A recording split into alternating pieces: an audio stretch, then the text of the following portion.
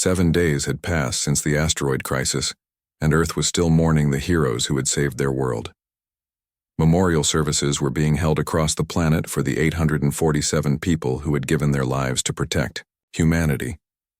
Their names were being carved into monuments, and their stories were being told to children who would grow up knowing what real courage looked like.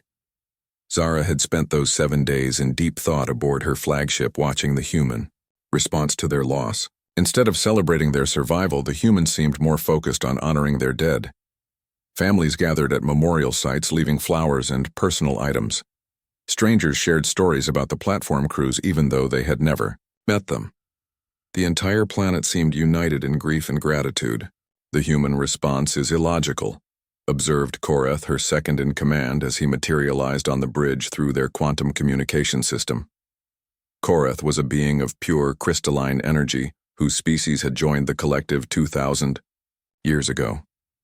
His voice resonated through the ship's structure, making everything vibrate slightly. They should be celebrating their survival, Koreth continued. Instead, they focus on those who are gone. It serves no practical purpose. Zara didn't respond immediately because she was thinking about something Captain Rogers had said during their final meeting. He had told her that humans believed the dead lived on through the memories and actions of the living. It wasn't about logic or practicality. It was about love. Prepare for a general transmission to both fleets, Zara announced suddenly. Her crew looked confused, because they had been expecting to deliver the collective's formal invitation to humanity and then depart for home. The test was over and the humans had passed. Now came the standard procedure of integration into the collective. "Commander, are you certain?" asked her navigation officer. "The Council expects us to return with Earth's new representatives."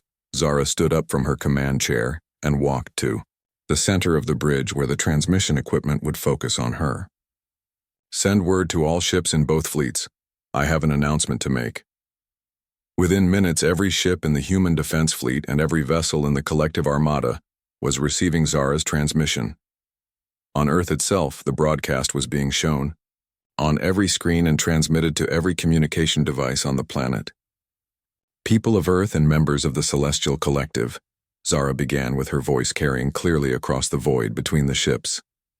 7 days ago, I came to your world to test humanity's worthiness to join our alliance. The test is complete, and the results are clear.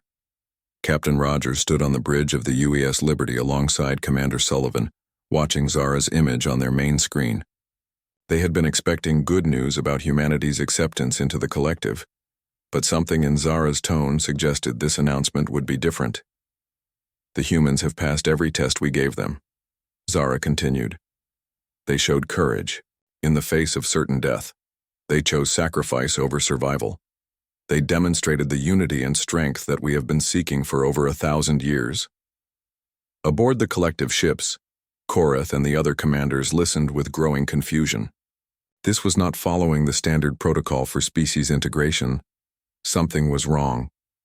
"However," Zara said, and her voice took on a tone that surprised everyone listening.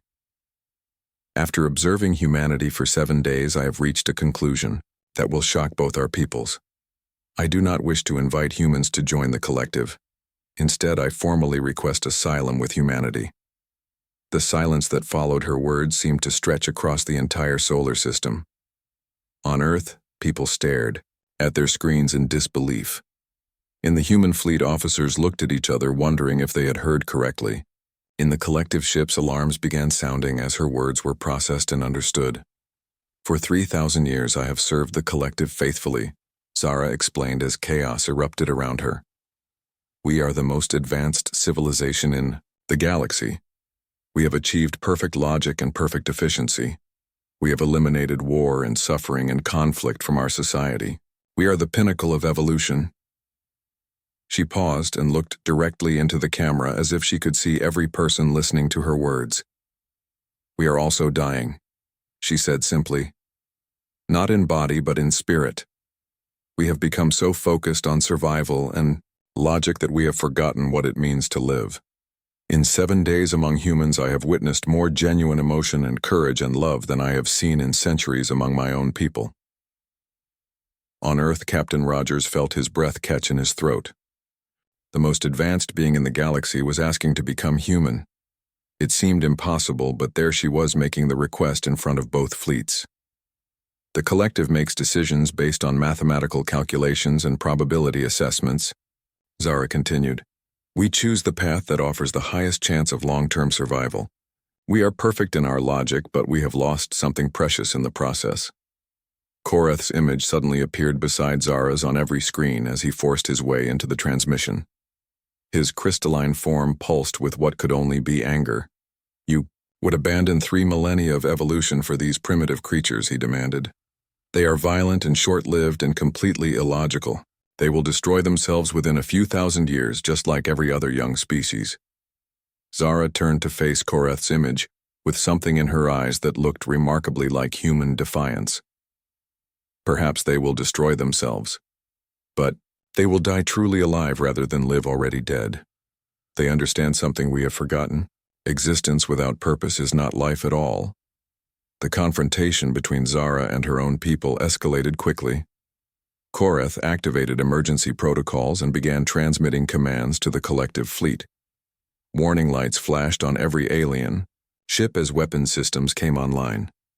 You will return to the flagship immediately for psychological correction, Korath ordered. Your exposure to these humans has clearly damaged your mental processes. Zara's response shocked everyone listening. I refuse. Those 2 words carried more weight than any weapon because no member of the collective had ever refused a direct order from the council. The entire structure of their civilization was built on perfect obedience to logical authority. Then, we will extract you by force, Korath announced as his image disappeared from the transmission. A new type of energy beam emerged from the largest collective ship and reached toward Zara's vessel. The beam was designed to forcibly remove her consciousness and transport it back to their home world for what they called correction. All human ships, this is Commander Sullivan, came the voice of Jake Sullivan over the fleet communication system. Unknown energy weapon targeting friendly vessel. All ships move to protective formation around the alien ship. This is not a drill. What happened next would be remembered as the moment humanity truly proved their worth to the galaxy. Every human ship, from massive battlecruisers to tiny patrol craft, moved between the collective extraction beam and Zara's vessel. They knew they couldn't win a fight against such advanced technology, but they moved anyway. Captain Julie Webb of the UES Defiance spoke for every human in the fleet when she transmitted her response to the collective threat. We don't abandon our friends. Not today. Not ever. The battle for Zara's freedom was about to begin, and both sides knew it would change the course of galactic history forever. Lieutenant Kate Morrison stood in the command center of Platform 7, watching the countdown timer tick toward 0. 18 hours had become 6 hours, and then 3 hours, and now they had less than 1 hour before the asteroid would be close, enough for their desperate plan to work. Around her, the crew worked with calm efficiency, preparing their station for its final mission. The engineering team had worked miracles in the past day. Tony Miller and his people had modified the main reactor to produce an explosion 15% larger than normal. Every unnecessary system had been shut down and all power was being channeled into the reactor core. The platform would become a nuclear bomb bigger than anything humanity had ever built. Platform 7. This is Commander Sullivan, came the voice, from Earth through the communication system. Final systems check in 10 minutes, Morrison keyed her microphone. Platform 7 ready for final sequence, sir. All crew at stations and all modifications complete. She looked around at her people and felt proud of every single one of them. When they had learned about the asteroid and the plan to stop it, nobody had asked to leave. Nobody had complained or tried to find another way. They all understood what needed to be done and they were ready to do it. Dr. Helen Brooks was in the medical bay transmitting the last of her research data to Earth's hospitals. Her work on treating radiation sickness could save thousands of lives in the future, and she wanted to make sure it survived even if she didn't. Her team was helping families on Earth understand what was happening and why their loved ones had chosen to stay. Medical bay to command, Brooks called over the internal communication system. All research data transmitted and family messages sent. We're ready when you are. Kate Morrison felt tears in her eyes, but she kept her voice steady. Thank you, Helen. Your work will help people long after today. On Platform 12, Commander Paul Davis was having similar conversations with his crew. The platform's reactor had been modified even more extensively than Platform 7's because Davis had a background in nuclear engineering. His explosion would be the largest of the three and would hit the asteroid's center mass. Platform 15 under Captain Claire Hughes had taken on the job of coordinating the timing between all three platforms. Hughes and her communications team had calculated the exact sequence needed to break the asteroid apart in the most efficient way. Their platform would detonate last to catch any large pieces that survived the first two explosions. Aboard the alien ship, Zara watched the preparations with growing amazement. Her people had expected humans to choose the logical path of sacrifice, but what they were seeing went far beyond simple logic. The humans weren't just accepting their fate, they were embracing it and working to make their deaths count for something greater. They are singing, reported one of Zara's officers with confusion in his voice. Zara looked at the data stream from the human platforms and confirmed what her officer had said. The crews of all three platforms had begun singing an old Earth song called Amazing Grace. Their voices carried across the communication channels and even reached the alien ships monitoring the situation. Why do they sing when they are about to die? The officer asked. Zara didn't have an answer because in 3,000 years of collective civilization, she had never seen anything like it. The collective species were logical and efficient. They made necessary sacrifices when required, but they didn't celebrate them. They certainly didn't sing about them. 30 minutes to detonation sequence, announced Platform 15. Morrison checked her systems one final time, and then opened a channel to Earth. Platform 7 to Earth Control. We want everyone down there to know that we're not sad about this. We're honored to be the ones who get to save you all. Similar messages came from the other two platforms as their crews prepared for the end. The people on Earth watched their orbital defenders with tears in their eyes and pride in their hearts. The crew members weren't acting like victims or martyrs. They were acting like heroes who had been given the greatest honor possible. 10 minutes to detonation sequence, Hughes announced. The asteroid was now visible on the platform's sensors as a massive dark shape blotting out the stars. It was larger than anyone had imagined, and moving faster than the original calculations had predicted. Morrison realized that even their sacrifice might not be enough, but there was no turning back now. All platforms, this is Morrison, she said over the joint communication channel. It's been an honor serving with all of you. Give them hell. Platform 12 ready, Davis reported. Platform 15 ready, Hughes confirmed. Detonation in 30 seconds, Hughes began the final countdown. Zara watched from her ship as the three human platforms positioned themselves for their final act. She had tested dozens of species over the centuries, and none had ever shown this level of courage and determination. Most species would have tried to find another way, or would have sent unmanned platforms instead of staying aboard themselves. 10 seconds. Hughes counted down. Morrison closed her eyes and thought about Earth hanging in space below them. All those people going about their lives never knowing how close they had come to extinction. She thought about children playing in parks and families having dinner together and scientists working to cure diseases. All of that would continue because of what she and her people were about to do. Detonation now, Hughes announced. Platform 7 exploded first in a blinding flash of nuclear fire that lit up the dark side of Earth. The explosion was perfectly timed and positioned to hit the asteroid's leading edge. Chunks of rock broke away and began tumbling toward Earth's atmosphere where they would burn up harmlessly. 2 seconds later, Platform 12 detonated in an even larger explosion that tore into the asteroid's center mass. The massive rock began to crack and split as the nuclear fire consumed everything around it. Commander Davis and his crew had achieved exactly what they had planned. Platform 15 waited another 3 seconds to let the debris spread out, and then Captain Hughes triggered their final explosion. The remaining pieces of the asteroid were blown apart into fragments too small to survive atmospheric entry. The three explosions lit up the Earth's sky like artificial suns and then faded, leaving only empty space where the platforms had been. 847 people had died in those explosions, but their sacrifice had saved the entire planet. Zara stood on the bridge of her ship, watching the debris from the asteroid burn up in Earth's atmosphere like falling stars.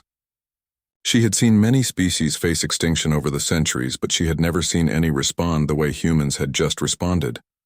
They hadn't just made the logical choice, they had made it with grace and courage and even joy.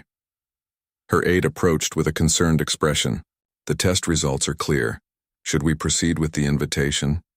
Zara continued watching Earth as she considered everything she had witnessed. The humans had passed her test, but they had done much more than that. They had shown her something. The collective had lost long ago in their pursuit of logic and transcendence. They had shown her what it meant to be truly alive. 3 days had passed since the first meeting between humans and the aliens called the Celestial Collective. Captain Ben Rogers had spent every waking hour aboard Zara's ship learning about their civilization and their offer to humanity. What he discovered was both amazing and terrifying. The Celestial Collective was made up of 12 different alien species that had joined together thousands of years ago. They had technology that could travel between stars in minutes and weapons that could destroy entire planets. They had achieved what they called transcendence, which meant they had moved beyond the need for war or conflict among themselves. "Your species is very young," Zara explained to Rogers and Dr. Amy Foster as they sat in a room that seemed to be made entirely of light. "Most civilizations destroy themselves before they reach the level of technology you have achieved," Rogers leaned forward in his chair, which was somehow solid, despite being made of the same light as everything else in the room. "What makes you think we won't destroy ourselves too?" Zara's expression became serious and her eyes seemed to look right through him. "That is what we are here to determine. The collective has been searching for a 13th member for over 1,000 years. We need a species that possesses something very rare." "What kind of something?" Dr. Foster asked while taking notes on a device that the aliens had given her. "Courage," Zara said simply. "Not the courage to fight when you have a chance of winning, but the courage to stand and fight when you know you will lose." Rogers felt a chill run down his spine. "Why do you need that kind of courage?" Zara stood up and walked to what might have been a window, though it was hard to tell in the strange room. Outside they could see Earth hanging in space like a blue marble. "Because the galaxy faces a threat that even the collective cannot defeat alone. They are called the Void Devourers, and they consume everything in their path, not just planets or stars, but the very fabric of reality itself." The room became quiet as Rogers and Foster tried to understand what Zara was telling them. An enemy that could destroy reality itself sounded like something from a nightmare. 17. "Civilizations have already fallen to them," Zara continued. "Each time we tried to help, but each time the species we were defending chose to flee rather than fight. They made the logical choice, but logic will not defeat the Void Devourers." Foster looked up from her notes. "So you need allies who will fight, even when fighting seems hopeless." "Exactly," Zara said, turning back to face them. "We have observed humanity from a distance, and we believe you may possess this quality, but we need to be certain." Rogers didn't like where this conversation was heading. "What kind of test did you have in mind?" Zara's expression softened slightly. "Nothing that will harm your people unnecessarily. We simply need to observe how humans behave when faced with impossible choices. How they react when logic says to retreat but something deeper says to stand firm." Before Rogers could ask more questions, an alarm began sounding throughout the alien ship. Zara touched something that looked like empty air, and suddenly information appeared floating in front of her. Her face went pale, which was surprising since Rogers hadn't thought aliens could change color. "What is it?" Foster asked. "An asteroid," Zara said, and the information display changed to show a massive rock hurtling through space toward Earth. "It will impact your planet in 18 hours. The damage will be catastrophic." Rogers jumped to his feet. "Can you stop it?" "With your technology," Zara shook her head. "We could, but we will not interfere. This is your test. How will humanity respond when faced with certain destruction?" Rogers felt anger rising in his chest. "You're going to let millions of people die just to see how we react. Your orbital defense systems can stop the asteroid, Zara explained calmly. But only if you are willing to pay a very high price. 3 of your defense platforms will need to sacrifice themselves and everyone aboard them to break the asteroid into smaller pieces. Foster grabbed Roger's arm. We need to get back to Earth right now. Zara nodded and gestured toward the door. A shuttle is waiting to take you back. We will observe from here. The trip back to Earth felt like the longest journey of Roger's life. As soon as they docked with the Liberty, he was on the communication system talking to every defense station and government leader on the planet. The news spread quickly, and within hours, every person on Earth knew about the approaching asteroid. Commander Jake Sullivan gathered his senior officers in the briefing room to discuss their options. The 3 defense platforms that would need to be sacrificed were Platform 7, commanded by Lieutenant Kate Morrison, Platform 12 under Commander Paul Davis, and Platform 15 led by Captain Claire Hughes. The calculations are clear, Sullivan explained to the group. If we use the 3 platforms as improvised nuclear weapons, we can break the asteroid apart. The smaller pieces will burn up in Earth's atmosphere or can be handled by our surface. Defense's Lieutenant Morrison was attending the briefing via video link from Platform 7. How many people are we talking about, sir? 847 souls across all 3 platforms, Sullivan replied grimly. The room fell silent, as everyone understood what they were discussing. Nearly 900 people would have to die to save the billions on Earth below. It was a horrible choice, but it was the only choice they had. Sir, Morrison said from the screen. Request permission to address all personnel on the 3 platforms, Sullivan nodded. Permission granted. Morrison's voice echoed across the communication systems of all 3 doomed platforms. All stations, this is Morrison. We all knew this job came with risks. Today, we get to be heroes. What happened next surprised everyone, including the aliens watching from their ships. Not a single person on any of the 3 platforms requested evacuation or transfer. Instead, they began working to make sure their sacrifice would count for something. Platform 7's engineering team, led by Tony Miller, began modifying their reactor to produce a larger explosion. Platform 12's medical staff, under Dr. Helen Brooks, started transmitting all their research data to Earth's universities. Platform 15's communications team made sure every family member of every crew member would receive personal messages, explaining their choice. The aliens watched from their crystal ships as humanity prepared to sacrifice nearly 900 of their own to save the rest. But the real test was just beginning, and no one knew if humanity would pass or fail. Commander Jake Sullivan stood on the bridge of the UES Liberty, watching the stars through the main window when the alarms started screaming. The red lights flashed across the control panels, and every officer on the bridge turned to their stations. With quick movements, Lieutenant Lisa Martinez pressed her earpiece deeper and her face went pale as she listened to the incoming reports. Sir, we have multiple contacts coming out of hyperspace, she said with a voice that tried to stay calm, but Jake could hear the fear underneath. 36 ships, sir, and they are massive. Jake felt his stomach drop as he looked at the main screen. The ships were unlike anything humanity had ever seen. Each one was the size of a small moon with hulls that looked like they were made of crystal. They glowed with a soft blue light that pulsed like a heartbeat. The ships moved into formation, around Earth with perfect coordination that made Jake think of a dance. Get me Admiral Brooks on the line right now, Jake ordered, and send word to all defense stations.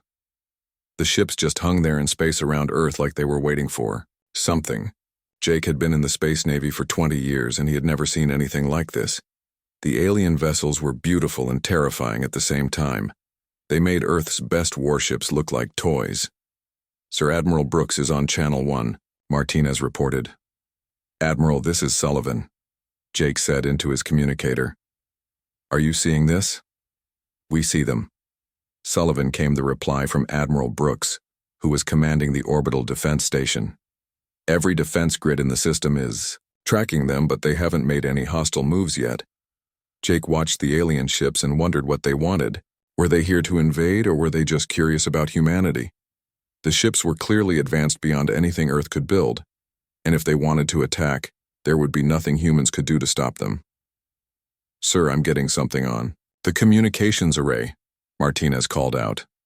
It's a transmission from the lead ship. Put it through, Jake ordered. The main screen flickered and changed from showing the alien fleet to showing the inside of one of their ships. Jake's breath caught in his throat as he saw the figure standing in front of the camera. She looked almost human, but not quite.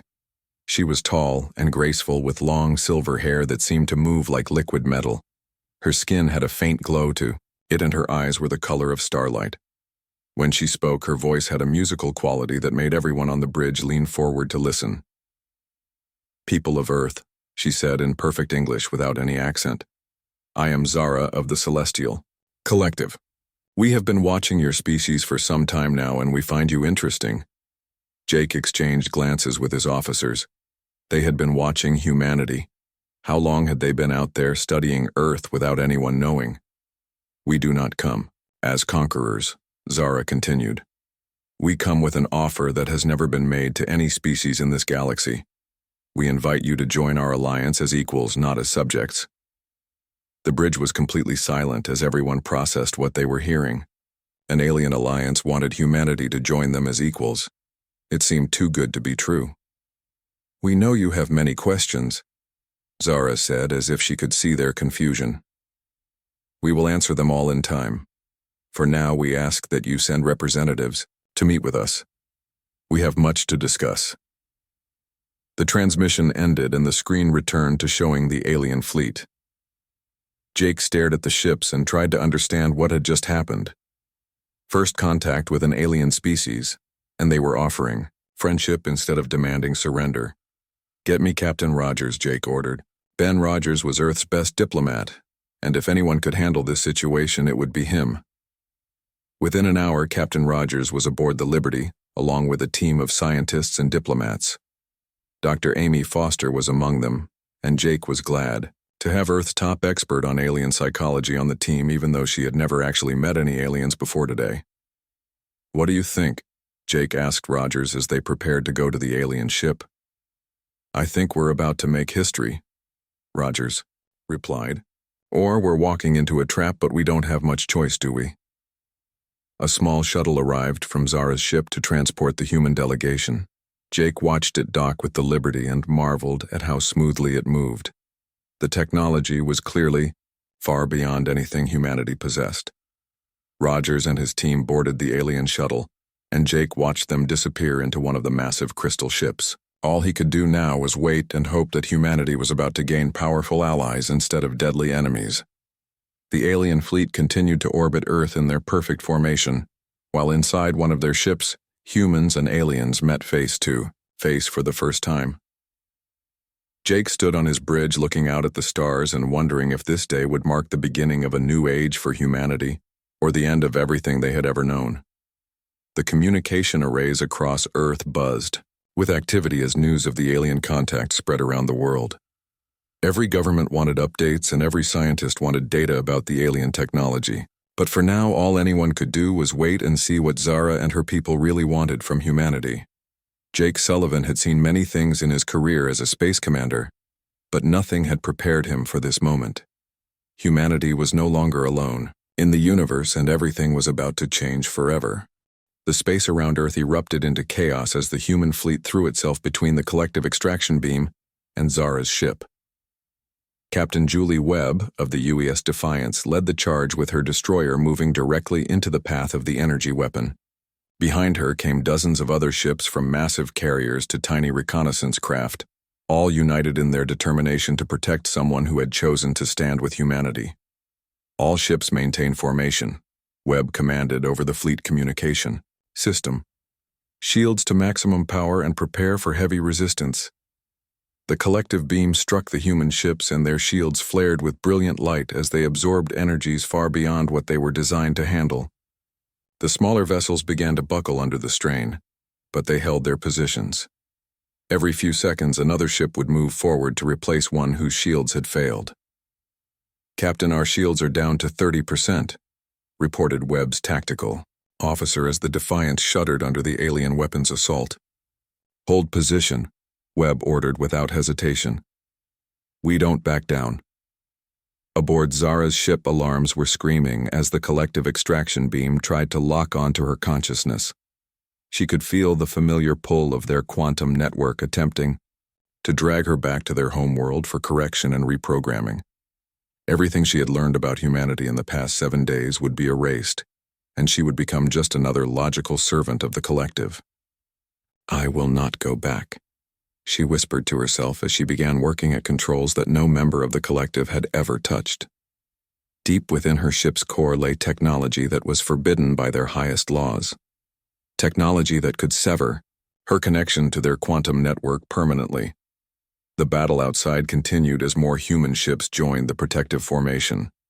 Commander Pete Morgan brought his cargo hauler New Horizon directly into the beam's path and used his ship's massive bulk to block the weapon for precious seconds.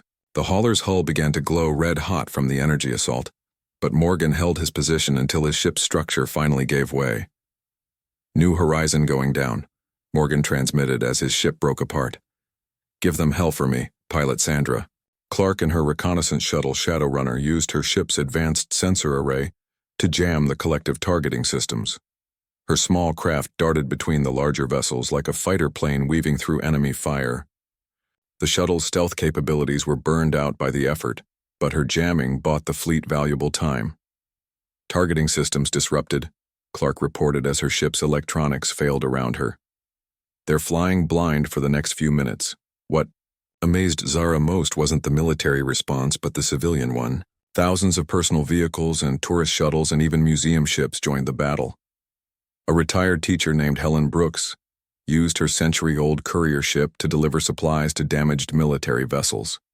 A group of teenagers in modified racing pods created a communications relay when the main networks were jammed by the alien weapons.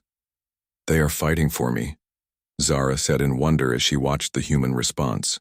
"People who don't even know me are dying to protect my freedom." The collective fleet began moving into attack formation as Korath realized that the humans would not surrender Zara voluntarily. The crystal ships were beautiful, but they were also incredibly deadly. Each one carried weapons that could destroy planets and shields that could withstand the explosion of stars. "This is your final warning," Korath transmitted to the human fleet. "Withdraw immediately or face complete destruction." Captain Rogers, who had transferred to the Liberty to coordinate the defense response, answered for all of humanity. "We hear your warning and we reject it. Zara chose to stand with us and we choose to stand with her." The collective ships opened fire with weapons that made the extraction beam look like a flashlight. Beams of pure energy lanced through space and struck the human vessels. The UES Defiance was hit directly, and Captain Webb's ship exploded in a ball of fire that lit up the darkness. The carrier Enterprise took 3 hits and began breaking apart, as its hull buckled under forces beyond comprehension. But for every ship that fell, 2 more moved forward to take its place. The humans fought with a desperation and courage that Korath and his people had never encountered. Logic said they should retreat when faced with such overwhelming odds, but they kept fighting anyway. "Their response makes no sense," Korath muttered, as he watched human ships ram themselves into collective vessels. "They cannot win this battle." On Earth itself, the population watched the battle through telescopes and news broadcasts. They saw their defenders dying in flashes of light against the alien ships, but they also saw something else. They saw heroes who refused to give up even when victory was impossible. Zara finally completed her work with the forbidden technology. The quantum severing device activated, and she felt her connection to the collective network disappear forever. The sensation was like losing a part of herself, but it also felt like being born for the first time. "Extraction beam has lost target lock," reported one of Korath's officers with confusion. "Her quantum signature has completely disappeared." Korath stared at his displays in disbelief. "That's impossible. No one can sever their connection to the network and survive." But Zara had done exactly that. Using technology that violated every law of the collective, she had cut herself free from their control. She was no longer one of them. She was no longer bound by their logic or their rules. For the first time in 3,000 years, she was truly free. "All collective ships, this is Zara," she transmitted on all frequencies. "I am no longer your concern. I have severed my connection to the network and chosen to live among humans. Depart now, or face the consequences of attacking my new home. Koreth's response was immediate and furious. You have committed the ultimate crime against our civilization. You will be hunted across the galaxy for this betrayal. Then let the hunt begin, Zara replied with a voice that carried new strength. But know this. I have found something among humans that the collective lost long ago. I have found hope. The collective fleet began to withdraw, but not before Koreth transmitted one final message. When the Void Devourers come, and they will come, do not expect aid from the collective. You have chosen your path, and you will walk it alone. As the alien ships vanished into hyperspace, the human fleet regrouped around Zara's vessel. Hundreds of ships had been damaged or destroyed in the battle, but they had achieved something incredible. They had stood against the most advanced civilization in the galaxy and forced them to retreat. Welcome to humanity, Commander Sullivan transmitted to Zara as her ship moved into formation with the human fleet. Zara looked out at the assembled ships that surrounded her vessel. Many were held together by emergency patches and determination alone, but their crews were cheering. They had lost friends and colleagues in the battle, but they had saved someone who had chosen to stand with them. Thank you, Zara replied, and for the first time in 3,000 years she felt tears on her face. Thank you for showing me what it means to truly live. Standing on the bridge of the Liberty Commander, Sullivan watched the alien ships disappear into the void. He knew they would return someday along with the Void Devourers and other threats that humanity couldn't yet imagine. But he also knew something else. Humanity would be ready because they had something the collective had lost. They had the courage to stand and fight even when logic said they should run. The girl who had been alien now stood among the fleet she had chosen, no longer watching humanity from the outside, but living among them as one of their own. In making that choice, she had given humanity proof that the human spirit was worth fighting for among the stars. The universe was vast and dangerous, but humanity would face it together with courage and hope, and the unshakable belief that tomorrow could be better than today.